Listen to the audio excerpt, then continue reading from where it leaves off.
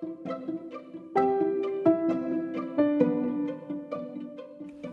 is the Milo Sweet Podcast, where you'll learn to get unstuck. Start now. Conquer life's challenges by learning to do difficult. Find quick and clever ways to overcome. Wait, did you think life was going to be easy? Remember, all of your excuses are now dead to me. Let's get started.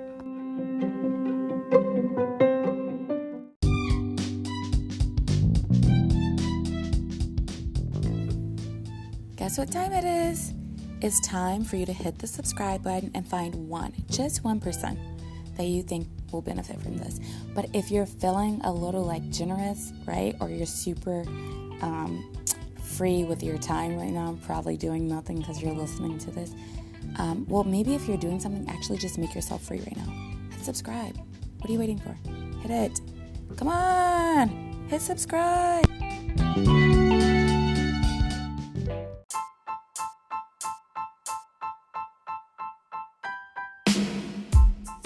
Welcome to the Milo Sweet Podcast. Bobbie, thank you so much for joining me. Let's hear a little bit about yourself. I'm Bobbie Bradford. I'm a 72-year-old mom, grandmother, and a great-grandmother. I am a nurse. I've been in the health professional field for over 30 years, and I enjoy that. Right now, I am retired. I'm a retired person now. I'm just staying at home relaxing now because of the coronavirus 19. I'm just following the guidelines as indicated by the country. I'm just here. And so now I'm, for me, just being in the house, I have learned to do a lot of creative things for myself. I even have my own channel on YouTube now. And some of the things that I do, I dance. I also have that on YouTube. I also have a little dog named Bentley. He's not my dog. He's my granddaughter's dog, but however, Bentley is my friend, and I did some things with him also. I placed him on YouTube. And then I find myself also talking to a lot of people that a lot of clients that I had when I was doing home health care. And some of those ladies, my clients, they're like 95, 96, and there's some 85, 87. I call them and we have the most beautiful conversation because one of them live alone, so I do call and check on her. So that's what I do most of the time. Well, that sounds fantastic. I think if I was, just assuming what someone your age should be doing, I would think that you're at home doing nothing, but that sounds very eventful. How do you keep yourself busy? One of the things that I do, I have a routine that I do when I get up in the morning. I get up in the morning and I do my, whatever is done, my personal hygiene and everything, start my day off. I also monitor my blood pressure. I keep a record of that. I keep a record of how much water that I consume today. Then I go in the kitchen and I prepare my breakfast. And I come and I sit and enjoy eating my breakfast in my living room. And I do listen at the radio quite a bit. And I listen at the radio and all the topics that they have on there. And of course, they have different guests. That's a routine that I usually do in the morning time. And that routine ends like at 12 o'clock, even though the radio is still going on. But then I may start doing, and even in my house, sometimes I may rearrange things. I just do my normal cleaning. I wash my own clothes. I may clean my oven. I'm finding something to do to keep me busy during that day. And so go ahead, sorry. And then, of course, I have plants here that I have in the house. Of course, they have really grown real large. And I gave each one of my plants, there's 3 of them, I gave them names. I can't remember the names right now. They have names. I think I'm going to change their name. I'm probably gonna name them some of my grandchildren names. Oh my I gosh. require water, and then I do talk to them because I think that they enjoy me talking to them, and that's what I do. Well, that sounds very eventful, and it sounds like you're saying you have to find ways to keep yourself busy, which I think is really important right now, because if you don't, information is going to come into you, and that might keep you busy in a different way. So how does one stay hopeful right now? Because a lot of, from elderly people that I am talking to, a lot of their activity is from being able to get out, connect with other retirees, and, their little community. How does one stay hopeful when you're in the house so much? When you're in the house so much, and especially if you're by yourself, but there are people that's retired and in the house, and there are other people with them because they have their significant other. And with the significant other in there, it does make a difference because you do have another person in the house that you can communicate with, you can talk to, you can read together, you can develop your own little activities together because now you're in the house more with each other, which probably you didn't have spent it with each other. So you're probably learning the person all over again in a way. But for me, as a person that stays by herself, before all of this here crisis started, I had people in my house coming in and out of my house, which is my grandson. That was a person that I communicated with, my daughter, my son-in-law. But for now, I'm just to myself because I don't let people in my house right now because we're doing safety measures. And I have to always create things like I had conversated in the previous conversation that we had. It's something that I'm always doing. I'm checking on my own family people that some of them I hadn't talked to in a while. I call them, we conversate on the phone. There was a cousin of mine that lived in my hometown. I hadn't talked to her in a long time. And I remember as a child, she always used to come over to my house and always ask my mom and dad, could I come and spend the night with her, which was my uncle's child, my father's brother child. And I end up contacting her, and she shared pictures of me, not of me, I'm sorry, to me. One was of my auntie, Aunt Pearlie. Aunt Pearlie was a teacher, and she sent a picture to me of her students, and oh my goodness, it was amazing. And there a picture of my father's sister, Ophelia. She shared the pictures. I never knew she had them, but she shared some photos of my uncle, both of my uncles, Uncle Charlie and Uncle Theodore. Uncle Theodore was also a school teacher at one of the schools in Vicksburg back in the 40s. That was my father's youngest brother. And right now I have those pictures in my phone, and I would cherish them so much. So those are things that I did. I reached out to a lot of relatives that I hadn't conversated, but I also had a routine anyway that I used to always text a lot of my relatives that's in the South. I did it on a regular basis. Every Wednesday, Thursday, I was texting all of them. It was a group of them. It had to be about, I'm going to say, maybe 5 or 6. I do it all the time. And then I had some relatives here in Chicago that I also start texting them, and we communicate with each other quite often. So it was things that I just say, let me just start doing some stuff. And here I am. There you go, ladies and gentlemen. If you're in your 70s, maybe you're in your 60s, maybe you're 95, just start doing some stuff. That's what you need to do while you're in the house with social distancing. So you say you started a YouTube channel. Tell me about that. How did that come about? Well, one of the things that I started doing, this was sometime when I used to go out, I would take my phone and I would just start recording things, and I left it on my phone. So I asked my daughter, I said, well, how can I get it to be a YouTube channel?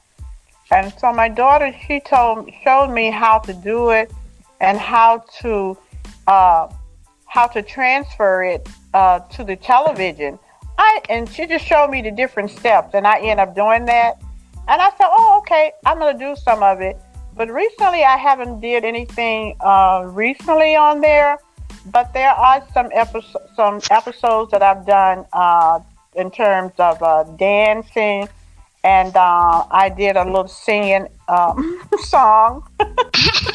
I did a little singing song, and then there were some things that I showed in the neighborhood. One of the schools where the late Emmett Till attended to was Ruggers School. I also posted it on my YouTube channel also. Because some of my grandkids did attend Ruggers School, and so I did posted that, and I showed the people. I wanted to also posted Mahalia Jackson, which I do live not that far from her, and she was one of the greatest gospel singers that we had, and in the world, really, Mahalia Jackson. But her house was over, which is like not too far from me. I wanted to post it because it's such a beautiful home. And then in front of the house, they had some writings about her, a little history about her, and it's still there. So that's just some things, that I wanted to do in terms of my YouTube channel. But I'm going to do some things on there coming up soon. It may be some episodes on how I prepare certain foods that I can do real quick and stuff like that. But that's it. Whatever comes in my mind, I may put it on there. And I think I dedicate a little blog to my daughter because she wrote a book, and I did talk a little about her accomplishment and then the things that you can do. It doesn't matter your age; you can still do things. Just as long as you can look up, you can do them. And so setting goals and trying to reach them, continue on with them. Speaking of writing a book, I just heard you finished your first book. What was that like? That book, I think I started that book. I wrote that book. I'm going to say maybe, it may be 5 years ago. Wow. I wrote that book because of my great-grandson. His name is Aiden. He used to be out over here all the time. And I wanted to write a book on him. I had started writing some things about him because he used to always flip a lot. And I used to call him the flipper. But then the tree that's out there in front of the house, for one day, I just started writing about that tree. And it went from one thing to another. And it seemed like it was just flowing so good with me. And so my granddaughter at that time, she was here, and I asked her could she do the illustration, so she did it. And it just seemed like I could never get this book together, but I love that book for some reason or another. But one of my granddaughters, she was so sweet, she asked me to send the book to her, and I think she's doing some wonderful things with the book. I saw some of it, and it's just amazing. It was unimaginable emotions that I had. I said, "Oh my goodness, this is so good." I really like that. Yeah. So. Well, that's wonderful. Yeah.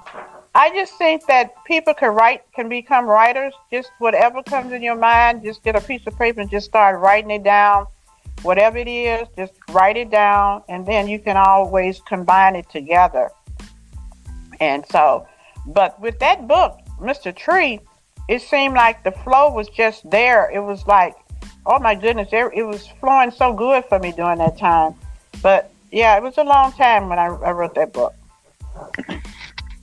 I think that is great advice, that no matter what age you're at, right, you can still, you said if you could look up, then you can do something about it. And you're never too old to set goals, and you're never too young to set goals.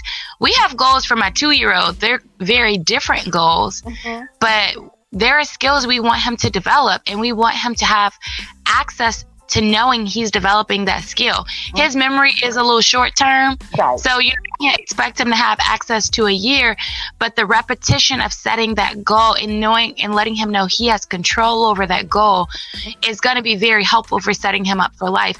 And just like you said, there's things that no matter what point you are in your life, that you would like to do that are just important to you, and sharing that with other people is very important. So we're going to wrap it up, and I wanted you to give any advice you feel is necessary to those out right now. What do you think, is there anything on your heart that you want people to think about during this pandemic or what's going on? Because I do find that just not being able to have conversations with people like we normally would, you kind of start thinking some crazy things when you don't have access to talking to a lot of people, especially if you're living alone. Right. And one thing about this here virus, what I want to tell everybody, even though you're in this house, and of course it's almost like an isolation that you have, which we are, like, in other words, it's quarantine from everybody. But it has to be things that you have to, because we're social beings, we're supposed to socialize. But because of what has happened, we still have to find a way to be able, if we can just go out and walk just in your block for just a short distance, or if you can just go in your backyard to get out of the house. Don't just, because once you're in the house so much, it's not really good for you. It's not healthy for you. But we're not supposed to be around a lot of people. We're supposed to have guidelines. You have to follow those guidelines. But for your own self, you can go in your backyard. If you got a back porch, if you got a front yard, you can just stay right there, and just at least you're out of the house for a couple of minutes or something of that nature.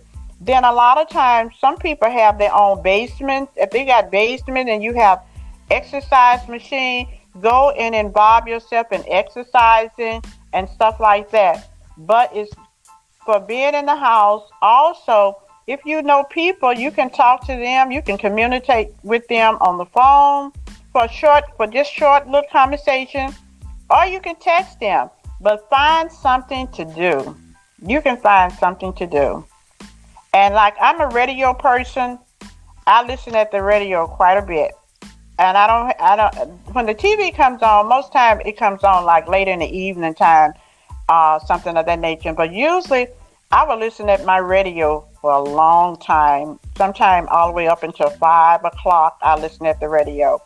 And then I may cut the TV on for a short time. But it's only certain things that I do. I go to YouTube channel, because there are a lot of families on there. They just like my family. So I got them like my family. So they help me get through stuff. They help me get through stuff. I see the little kids. I'm like, oh, look at that baby, look so cute. And so I have to find stuff to do stuff before I won't crack up. That's right. I think that's really important. For me, I always wanted to start, I was interested in starting a podcast and I started one like a year ago, and then I just kind of let it fall to the wayside. But then once all these things happened, I was like, I actually need to talk to people. Mm-hmm. I'm okay being by myself for a large amount of time, but in your life, we do have access to seeing people, being around people, and social exchanges in the marketplace or out and about. Yeah. And when you don't have those, I started to feel like, even though I love being around my family, I don't have any conflicts with that. Yeah. I just started to feel like not like myself. Like I needed to see smiles, and I needed to see people in my community. And then I actually see a lot of elderly people during the day, because a lot of them are retired and have similar schedule as me. So just not being able to see them, or even just when you see an elderly person on a walk in your neighborhood, usually we would talk for a second because they're retired, but now they're on the other side of the street, and they kind of, they don't they can't say anything to the kids. They're feeling concerned and fearful. So it really is very helpful to have conversation with people and to find things that keep you busy, that make you happy. Right. So, even though we need to know what's going on in the world, I do suggest limiting that amount of information, or that negative information, because it does have an impact on you. Every night when I read the news, I start stressing and worrying. Yeah. And I just don't feel like that's a good way to spend the time. Even though you do need to have an update, I would suggest limiting that update. And I think, like you said, reaching out to as many friends and family as you possibly can, just to check on them to see how they're doing, because it could be the best experience for you. Yeah. So where can people find you? Like, what's the name of your YouTube channel? How can they get in contact with you? Okay, my YouTube channel is the Bradford Family featuring BJ, and BJ is Bobbie J. That's me, BJ. And so you can find me on YouTube at any time. I'm on YouTube. That's my channel. Bye-bye.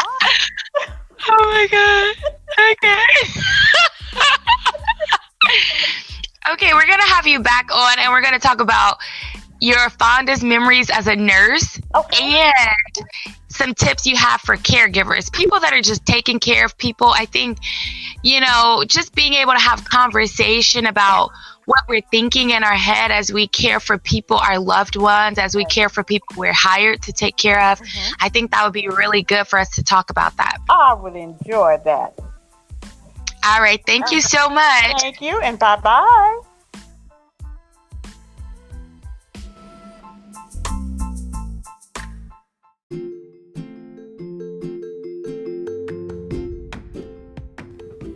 All right. That's another episode in the books. Hello? Hello? I said it's over. Why are you still listening? Like, seriously, the episode is over. If you're still listening right now, you know what? You're probably a chronic procrastinator. Guess what? I'm still listening to. Come on, for real, seriously. We gotta go do something productive. No, like, for real.